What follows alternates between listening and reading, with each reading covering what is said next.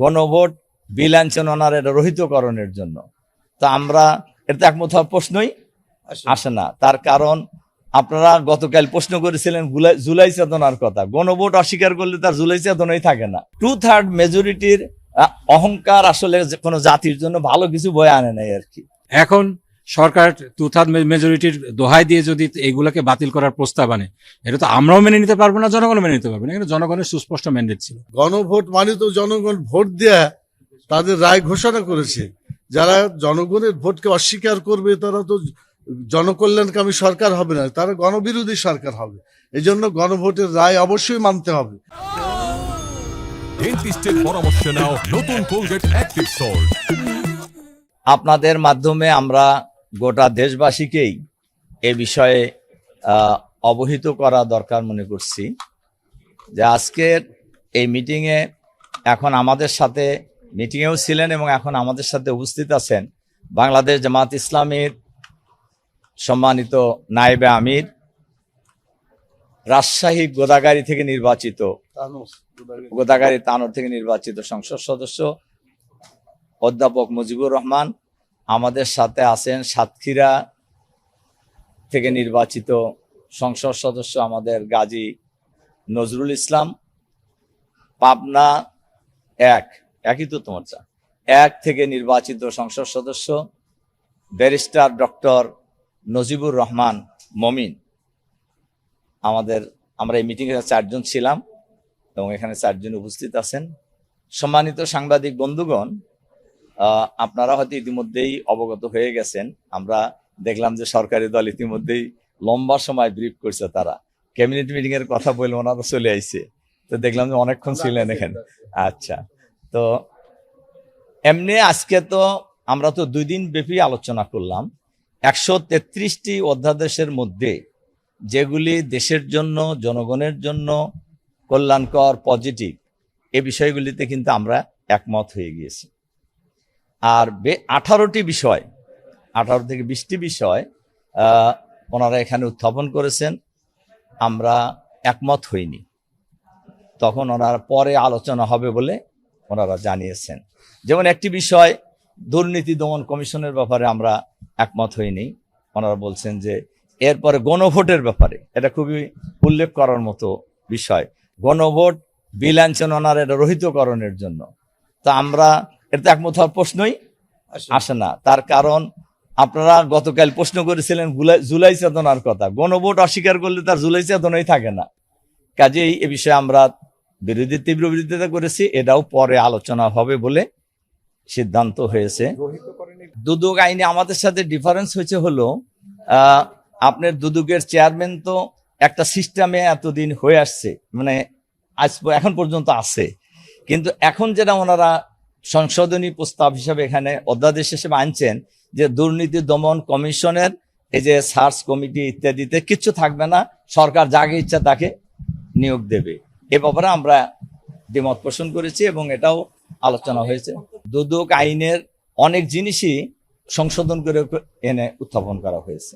Police কমিশনের আলোচনাটাও আমরা পরে বলা হয়েছে, পরে, যেহেতু এখানেও আইজিপি নিয়োগের ব্যাপারে তো একটা সিস্টেমের কথা আগে বলা হয়েছে, কিন্তু এখন ওই সিস্টেমটা ওনারা বাদ দিয়ে সংশোধনী আকারে সরকার যাকে ইচ্ছা তাকেই নিয়োগ করতে পারবে। এই জন্য আমরা এটার বিরোধিতা করেছি এবং ওনারা বলছেন এটা আলোচনা পরে হবে। এটা ধরেন প্রায় 18-20টা। না, আমরা তো আমাদের কথা বলবো, আমাদের কথা আমরা বলেই যাব, যেটা দেশের পক্ষে, জনগণের পক্ষে। আমরা এর থেকে এত আমরা পিছপা হটবো না। না, ঠিক আছে, 2/3 মেজরিটি নিয়ে তো অনেক কিছু আগেও অনেক সরকার করছে, কিন্তু আলটিমেট 2/3 মেজরিটির অহংকার আসলে কোনো জাতির জন্য ভালো কিছু বয়ে আনে নাই আর কি। কাজে আমরা মনে করি 2/3 মেজরিটির কথা বলে মানে অনেক খালি জুলাই চেতনা নয়, অনেক বিষয় যেগুলি দেশের জনগণের স্বার্থের পরিপন্থী, এগুলি তো আমরা একমত হব না। ওই তো 18-20টা বাদ দিলে বাকিগুলি আমরা হয়ে গেছি।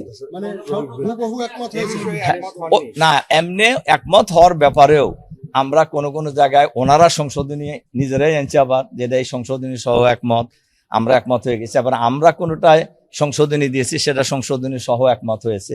তো অলমোস্ট আমরা 115টার মতো কম বেশি এটা আমরা সবাই একমত হয়ে গেছি।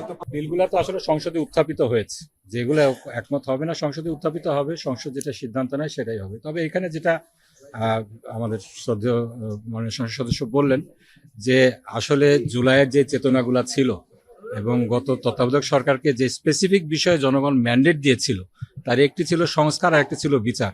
এই বিচারকে নিশ্চিত করার জন্য অনেক অধ্যাদেশ আনা হয়েছে, গুম কমিশন করা হয়েছিল এবং এই সংক্রান্ত অধ্যাদেশ আনা হয়েছে, মানবাধিকার কমিশন করা হয়েছে, সংক্রান্ত অধ্যাদেশ আনা হয়েছে। এখন সরকার 2/3 মেজরিটির দোহাই দিয়ে যদি এগুলোকে বাতিল করার প্রস্তাব আনে, এটা তো আমরাও মেনে নিতে পারবো না, জনগণও মেনে নিতে পারবে না। কিন্তু জনগণের সুস্পষ্ট ম্যান্ডেট ছিল। গণভোটের বিষয়ে একই কথা, তারা বলছে যে এটাকে বাতিল করতে হবে কারণ এটা বেআইনি, এটা এখতিয়ার বহির্ভূত ভাবে করা হয়েছে। আমাদের এখানে সুস্পষ্ট আমরা বলেছি এখতিয়ার বহির্ভূত ভাবে করা হয়েছে কি হয়নি এটা কম্পিটেন্ট কোর্ট এটা ডিক্লেয়ার করবে। আমরা তো এখানে ডিক্লেয়ার করার কেউ না। একটা এক্সিস্টিং ল যেটা ইন অপারেশন, এটাকে আপনি বেআইনি বলে, এটাকে আপনি এখতিয়ার বহির্ভূত বলে এটাকে লঙ্ঘন করবেন, এটাকে অধ্যাদেশকে বাতিল করার জন্য প্রস্তাব করবেন, এটা তো জনগণ মেনে নিবে না আসলে। এই জন্য আমরা জনগণের পক্ষ থেকে এটা আমরা প্রতিবাদ করেছি। আসলে এটা মূলত 3টি বছরের যে অধ্যাদেশ ছিল, 2024, 2025 এবং 2026, এই 3টি বছরে 133টা অধ্যাদেশ জারি করা হয়েছে বিভিন্ন প্রয়োজনে। এই প্রয়োজনগুলোকে সামনে রেখে যে অধ্যাদেশ করা হয়েছে, এটার মধ্যে কতটুকু ভালো কতটুকু খারাপ এটা যাচাই বাছাই করার জন্য একটা কমিটি, বিশেষ কমিটি করা হয়েছে। এটা বোধহয় 13 সদস্য বিশিষ্ট কমিটি। তার মধ্যে আমাদের জামাত ইসলামের এখানে যারা আছেন, আপনার নাম সবাই তো শুনলেন। আমাদের 3টা কথা, একটা গণভোটের ব্যাপারে সিরিয়াস আপত্তি আছে। গণভোট মানে তো জনগণ ভোট দেয়া তাদের রায় ঘোষণা করেছে। যারা জনগণের ভোটকে অস্বীকার করবে তারা তো জনকল্যাণকামী সরকার হবে না, তারা গণবিরোধী সরকার হবে। এই জন্য গণভোটের রায় অবশ্যই মানতে হবে, এটাকে বাস্তবায়ন করতে হবে। এই চেতনা যতদিন এখানে বাস্তবায়ন না হবে, আন্দোলনও থামবে না। আর এই ধরনের বিতর্কিত কথাগুলো যারা সরকার বলছে, এটা কোনো কাজে লাগবে না। এই জন্য তারা আমাদেরকে বলছে যে আমরা আলোচনা করব, সেজন্য সময় দরকার। কিন্তু আমরা লক্ষ্য করছি যে ওনারা তাড়াহুড়া করছেন অনেকটাই বলা যায়। মানে 133টা অধ্যাদেশ আপনি যদি কিছু একটু অল্প করেও আলোচনা করেন, তা তো অনেক দিন লাগবে। কিন্তু 2 তারিখে এটা শেষ করতে চাই বা এত তারিখের মধ্যে করতে চাই, আমরা এটা মানি না। আমরা বলতে চাই বাধ্যবাধকতা আছে যে 30 না, এটা কোনো বাধ্যবাধকতা নাই, যে কোনো সময় আমরা বাড়াইতে পারি।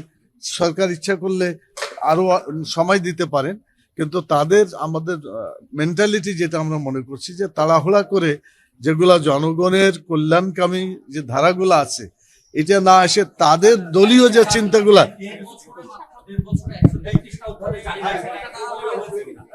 এটাও তাড়াহুড়া হয়েছে, সেটাও ঠিক আছে। সেই জন্য এগুলো আমরা আলোচনা করে পরবর্তীতে এটা ফয়সালা করা হবে ইনশাল্লাহ।